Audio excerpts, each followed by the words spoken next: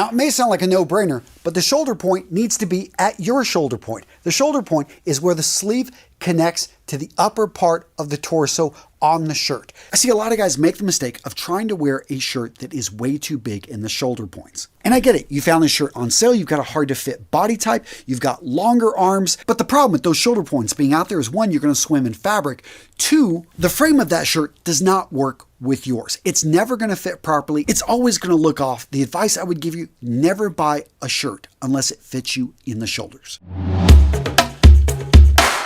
Now, the fit in the torso really depends on your size and how close of a fit you like. I find that for most men, 1.5 to 2.5 inches in the chest of excess room, a little bit more if you are a bigger guy, a little bit less if you're a smaller guy, is going to be perfect. Right here in the stomach area, about the same, sometimes a little bit less. I like it when a shirt fits a little bit closer, especially if you're in shape, if you take care of your body, you want a shirt to complement your build. Now, if it's too tight or too restrictive in the torso, of course, don't buy. But what if it's just a bit loose? You've got 4 to 5 inches of extra material in the torso, in the chest, in the stomach area.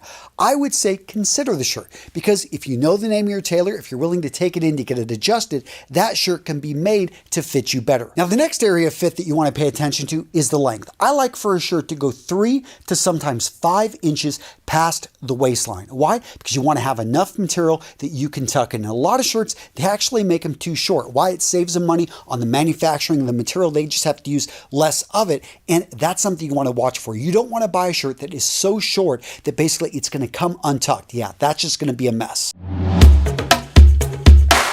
So shirt collars come in a wide variety of styles, but as you can see from the chart right here, there are 2 main factors that affect its overall appearance. They are the point length and the point spread. Now, the average shirt collar point length is going to be between 2 and 3 inches. The average spread for a classic collar is going to be between 50 and 70 degrees. Once you start going outside those bounds, all of a sudden you start affecting the overall shape, look, and style of the collar. Increase the angle of the collar spread, shorten those points, all of a sudden you have a wide spread collar, which is going to be a more casual style, great if you want to wear a wider necktie knot or wear that shirt without a necktie. Bring it in a little bit more narrow, you're going to need to go with a smaller knot, a smaller necktie. And by the way, these type of shirts in anything below 60 degrees, I think it looks incomplete without a necktie. So yeah, if you got a narrow collar spread, don't try wearing this sans necktie. Now, there are exceptions to this where you add one small style detail and it changes the collar. Example being the collar I'm wearing right here. This is a button-down collar. It's going to be more casual. You can wear it with a necktie, but it also looks fine without one. My point here is if you decide to wear a collar outside the norm, a little bit maybe eclectic, understand that there are certain ways to style this for it to look its best. And last but certainly not least, you need to make sure when you button that top button right there,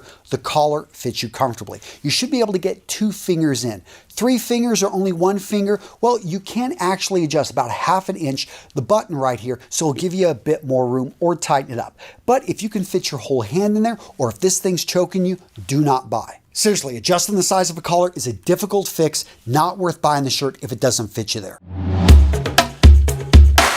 Next up, let's talk sleeve length and cuffs. So on most off-the-rack shirts, these are shirts not made custom, you're going to notice there's 2 buttons here on the collar. The 2 buttons are there to give you 2 options when it comes to fit. And you know you have a good fit on the cuff when it fits smoothly around the wrist, not tight, but definitely not overly loose because you don't want your hand to slip through. Seriously, if you've ever had a shirt that the cuff is too large, paired with sleeves that are too long, you're going to have that cuff covering your hand and it's just not a great look. Now, a quick hack here, if you don't have a great fit on the cuff, is that you can actually move the button. Yeah, you can cut it off, you can re-sew it on to exactly the right point that fits you. Oh, and on a side note, if you wear a watch, make sure you always leave a little bit of extra room so your watch can slide in and out. So with your arms straight down, your cuffs should just cover your wrist bone. Whenever you raise your arms up, they should just expose your wrist bone. Now, if the sleeves are too short, of course, don't buy it. But what if they're a bit too long? You put your hands down, you unbutton those cuffs, and pretty much your hands are covered by the cuffs. Well, if everything checks out on the shirt, it may be still worth buying because you can take this to a seamstress and she can actually shorten the sleeves. She'll have to take the cuffs off, reattach them, but it is something, again, if you can get a great deal on the shirt, may be worth grabbing. The golden rule to looking amazing in a dress shirt, be able to count to 14. I got a bad feeling about this. I know some of you guys are thinking, Antonio, unless you take your shoes off, there's no way you're going to be able to count that high. Seriously though, the number 14 matters because that's how many stitches per inch you're looking for on a quality dress shirt. How do you measure this? One of the easiest places is the collar. Simply take a tape measure or a quarter and look at how many stitches approximately you're going to see in that 1 inch area. If you count 12, 14, 16, you're good to go. Count 10, only 8, even worse 6, guys, that's a shirt that you're not going to want to buy. The reason stitches per inches matter is it shows how much care and how much time the manufacturer took in the build of the garment. If he skipped there, if he was making those sewing machines go too fast, you can bet that that shirt is going to fall apart after just a few times in the wash. That being said, the one dress shirt that every man needs to own is a solid white dress shirt in either poplin or broadcloth with a point collar with barrel cuffs. That right there is the perfect dress shirt. Now, me, I occasionally wear suits and I've got a lot of shirts. So this one right here does not actually have barrel cuffs. It has French cuffs. French cuffs are going to be fold over cuffs, and they are considered to be the most formal. They're going to need a particular type of clasp known as cufflinks to hold them together. After that, we have barrel cuffs. Barrel cuffs come in a wide variety of different styles, but the most common ones are going to be the single button barrel cuff and then the double button barrel cuff. Now, double button barrel cuffs are going to be a little bit more formal because they're a sign that this was custom shirt, custom cuffs. They're a little bit more difficult to make. You've got to get the sizing right. They got to be pretty much made to order to the size of your wrist, versus single button cuffs can actually be adjusted. Now, what is bespoke? Bespoke is when the fabric is spoken for. This is the art of designing shirts. These are people that these shirts can cost $500. You can find it, go over to Thailand, go to Hong Kong, you can find it for $100. But this is where they actually measure you multiple areas. They create a pattern for you, and then they make the shirt for you. So this shirt I'm wearing is a bespoke shirt. I had it made for me, and there's a couple key things which I'll just add in here, a bonus. These are details you want to look for on a bespoke shirt. Sometimes you'll find out on a custom or made to measure shirt, but you want to look at the back first. So I'm looking for a split yoke. This is actually where they've measured both of my shoulders and they've made the shirt to fit, if there's a slight difference in there. And you notice on the back of this shirt right here that he matched up the patterns. Why is this a big deal? Because it's very expensive. He had to actually cut extra fabric. He had to use more of the raw material. And I'll tell you, most mass manufacturers do not do anything like this. In addition, let's look down at the front and the back of the shirt where they're connected. We've got a gusset right here. Small details like this matter. You can also look, and this is going to see on most, if you don't see this on a shirt, you definitely don't want to buy it, and that is going to be the gauntlet button. That's something that we see on all types of good quality dress shirts, not just bespoke. But there's this other detail I want to show you here. Look at this button. This is pearl. You can find mother of pearl on a lot of different shirts out there, but one of the key ways to spot mother of pearl is to look underneath it. You're going to see oftentimes a slight discoloring. That's because they punch this button right out of a shell, and so it's going to be naturally uneven. You're going to sometimes see some discoloration. But mother of pearl, one of the reasons they stopped using it is because detergents back in the 1950s, 60s started degrading it. Plastic was cheaper. They thought nobody would notice.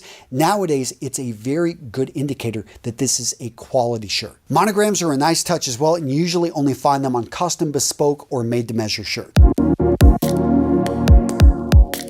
So I'm going to simplify this, but the golden rule is that solids, especially light colored solids, are going to be the most formal type of shirts out there. So white, light blue, those are your go-to. Dress shirts are often going to be made from a poplin weave. They're going to be lighter. They're going to be very tight weaves. You're also going to see dress shirts in a variety. This shirt I'm wearing right here is a dress shirt. It has the stripes going up and down. You will see occasionally checks, but usually those are going to be on more button-up shirts and button-down shirts that are more casual. You're also going to see occasionally shirts out there that have floral patterns, maybe even have dots. Again, those are going to be more casual, not really a dress shirt. Dress shirts, per definition, usually the color would be pure white. Now, light blue, a lot of us will see that as a dress shirt, but it's technically going to be a dressed up, a very formal type of button-up shirt. Now, another thing we're going to see with all of our dress shirts is that they are going to be long sleeved. Anything that is short sleeve is technically not a dress shirt. And again, you're going to see polos, you're going to see short sleeve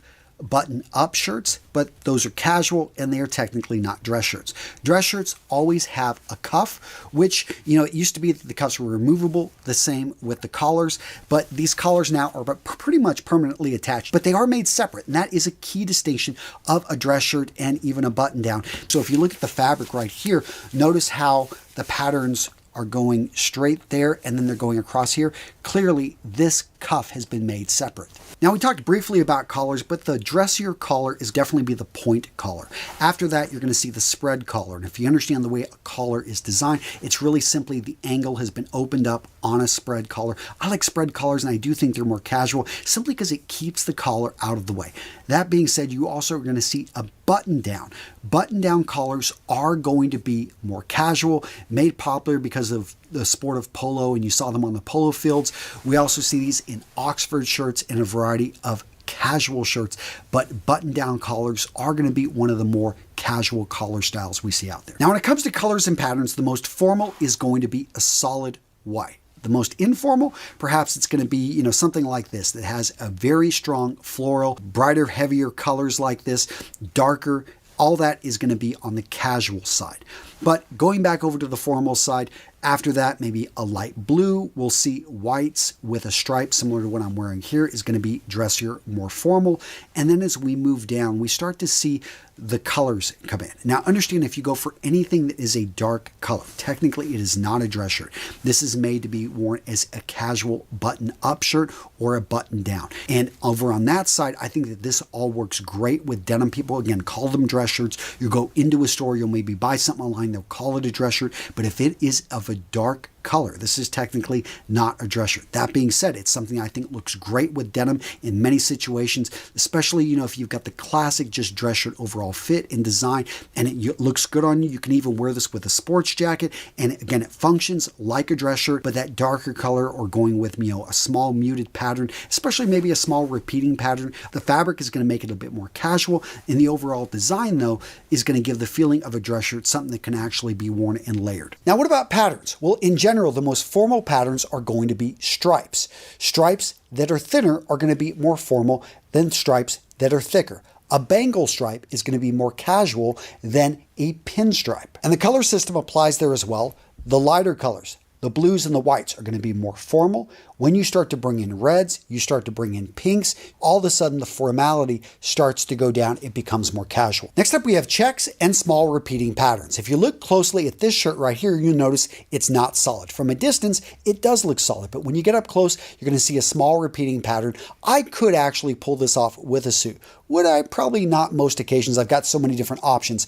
Point being is that this is a shirt that you can dress up, but it's going to be one of the more casual types of dress shirts out there. Now, when it comes to checks, that's one of the more casual patterns out there. Smaller check is going to be a little bit dressier than a large check, and a check that's only using maybe 2 colors is going to be a bit dressier than a check that brings in 3 to 4. The reality, gents, is when it comes to dress shirts, they're made to be tucked in. And by that, I mean the dress shirt is designed in a way that it's going to look best on a man when that bottom hem is properly tucked into his trousers. Now, to his defense, I can see why he may think that you could wear a shirt like this untucked. Probably the majority of shirts he wears, t-shirts, even maybe polos, he wears untucked. And the reason for that is t-shirts are designed in a way that they can be worn untucked. Notice how the bottom hem area on a t-shirt goes straight across. In addition, with most t-shirts, the length falls 2 inches right below the waistline. Now, of course, you can tuck in a t-shirt, but the fashion trend nowadays is to wear everything untucked unless it's an undershirt. And of course, then we've got the polo shirt. This one's even more confusing. Even though it may seem to have a straight bottom, a lot of times on these type of shirts, you'll notice the back is a little bit longer than the front. This comes from its heritage as a sports shirt with the option of being worn tucked or untucked. Now, the rule here for this shirt is it depends on what you're wearing it with. A polo shirt with a sports jacket and trousers? Yeah, tuck it in with a belt. A polo shirt with shorts and sandals? Yeah, wear it untucked. Now, with dress shirts, on the other hand, notice we have the long curved hem. It usually raises over on the sides, but the purpose of this design is to allow it to be tucked in and stay tucked in throughout the day. In fact, some dress shirts used to have tabs and buttons, which you could use to affix them to your trousers so they wouldn't come untucked.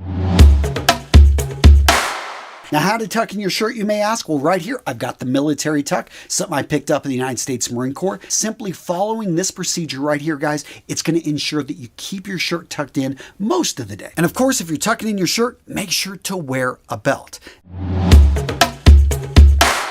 Now, I get it. All the other guys around you, all the pictures you see, guys are just simply wearing the dress shirt. Maybe they're wearing a tie with it. Why throw on a jacket? Have the courage to be the best dressed man in the room. Think about who you are, what you stand for, what you're getting dressed for, and know that when you throw a jacket on with the dress shirt, in pretty much every situation, it's just going to look better and make you look better as well. Unless you've got the body and it's really hot outside, I really would say in general, you look better when you layer, especially with a jacket. You got a little bit of weight around the midsection. You're a guy in your 30s, 40s, maybe. Yeah, you got the dad bod. I know for me, wearing a sports jacket just really complements the look. You can also bring in a blazer dark blue with denim. I think looks great, but sports jackets, in my opinion, are where it's at. There's so many different options out there, and I've talked about the power of the sports jacket. It builds up the shoulders, draws attention to the hands, slims up the silhouette, overall makes you look taller. But another option is jumpers, sweaters. So many great options out there. Cardigans. Modern cardigans are not, this isn't Mr. Rogers here. This stuff with a closer fit. There are even jackets out there that are made from a sweater material. They're going to be totally unstructured. Those look really good, but simply pulling over a sweater, going for something with a V-neck right there with that dress shirt, you bring in a layered look, a pattern. I think that this right here is perfect. You can also go for a crew neck in that dress shirt. Still a decent combination right there. Maybe going for a sweater vest and vests in general, especially if you're in a hotter area. I know dancers that love vests because it completes the look. They're able to wear the denim with boots on the dance floor. At the same time, you know, they've got that casual button-up shirt right underneath it. It's just really, it's a great combination.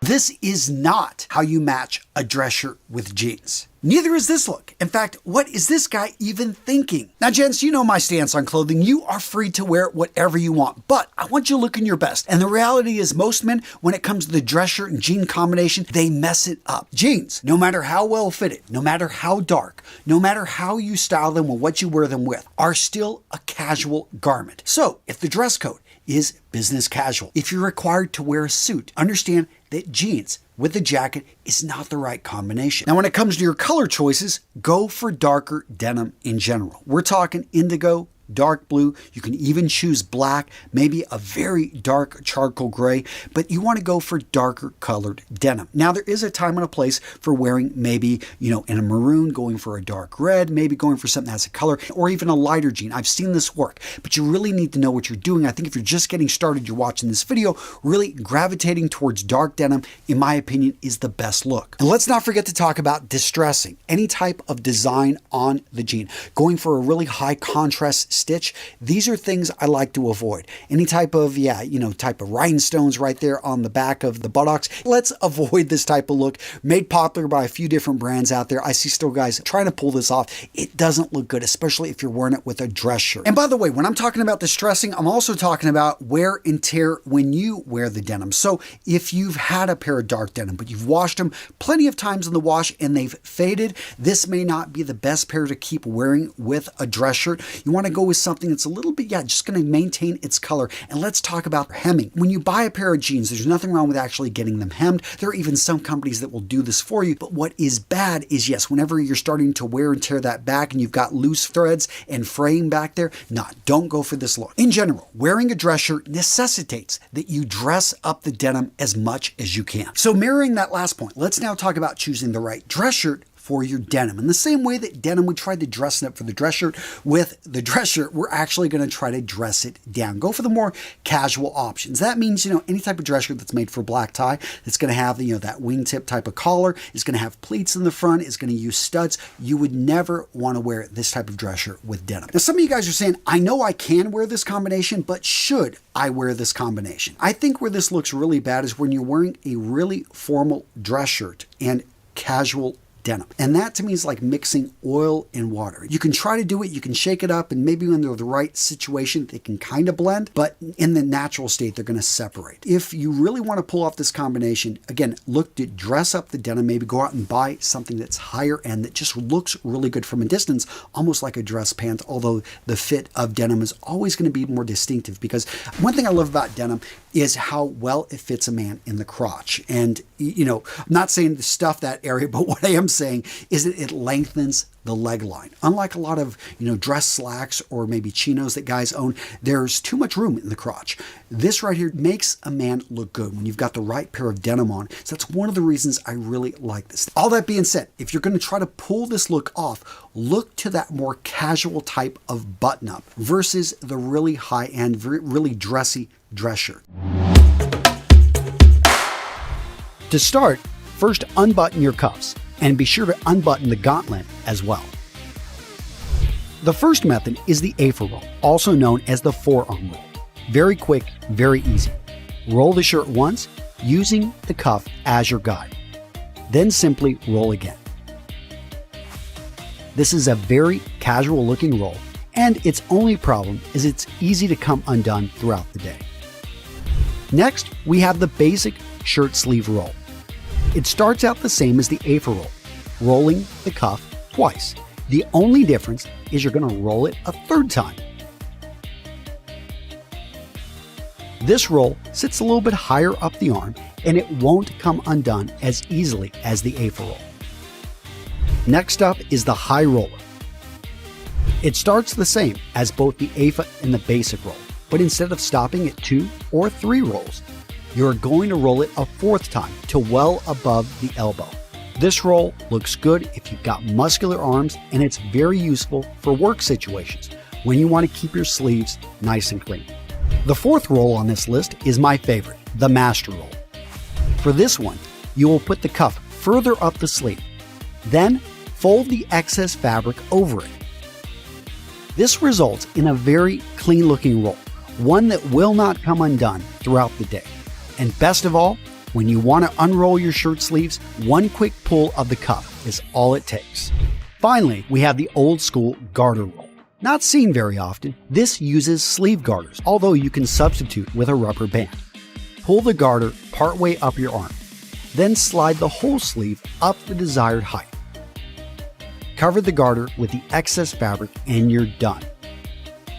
Though not technically a roll, this method creates a very clean look that won't fall down easily. Now guys, really quick, a lot of guys make a mistake. They think that just watching a video like this on YouTube is somehow going to make them an expert. Straight up, gents, you have to take this information and put it into action. And one of the best ways to motivate yourself to take action is to put yourself in a community, in a group of like-minded warriors, taking steps to improve their image, their presence, their presentation, and you can find all of that over at our community at school.com/RMRS. Over in our school community, we've got detailed classes, we host challenges, and you can meet and engage with like-minded men taking steps on a daily basis to become their best self. So gents, instead of saying someday, how about you say day one and join our community? I'm putting the link down in the description, in the comments, or you can just go directly to school.com/RMRS. You need to wear an undershirt underneath your dress shirt. Agree? Disagree? Let me know down in the comments. But my point for wearing an undershirt is that it protects your more expensive dress shirts because you're going to sweat. You're going to get dirt. Things, just bits of skin. Stuff comes off your body over time. You don't want to ruin your expensive dress shirts. All of a sudden start getting stains right in here. When you wear an undershirt, you can wear your dress shirt more. You're going to get more mileage from these expensive dress shirts, and you can justify spending a bit more and getting exactly what you want when you protect it with a good undershirt. Now, if I'm wearing a dress shirt with jeans, do I actually need to iron the dress shirt? Well, if it is wrinkled, if it is not made from a wrinkle-proof material or maybe a high-tech fabric that doesn't deal with wrinkles, then of course you need to iron if there are any type of wrinkles. If you don't like ironing, look to a steam press or maybe get an iron that can steam. Steaming is amazing and do a great job. Isn't going to get, your collars and your cuffs perfect, but it can do an excellent job in the front area. But never wear a dress shirt that is wrinkled. It just, no matter what you're wearing it with, it just, does not look good. Now let's talk footwear. What type of shoes to wear with the dress shirt and jean combination? So you can keep it casual. You got tons of options here. You can go with sneakers. If you're going to go with sneakers, though, I would go with something a little bit dressier, maybe made from leather. You can also keep it really casual and go with boots. Preferably, I do like dress shoes, especially brogues. And I've got an entire video, which I will link to right here, in which I talk about how to match dress shoes with jeans. I think that many of you guys already have some in your wardrobe, and whether you're wearing black dress shoes, oxblood dress shoes, dark brown dress shoes, I break it out. What are the rules? How you can bring this combination together in this video right here. So go check it out. It's a good one.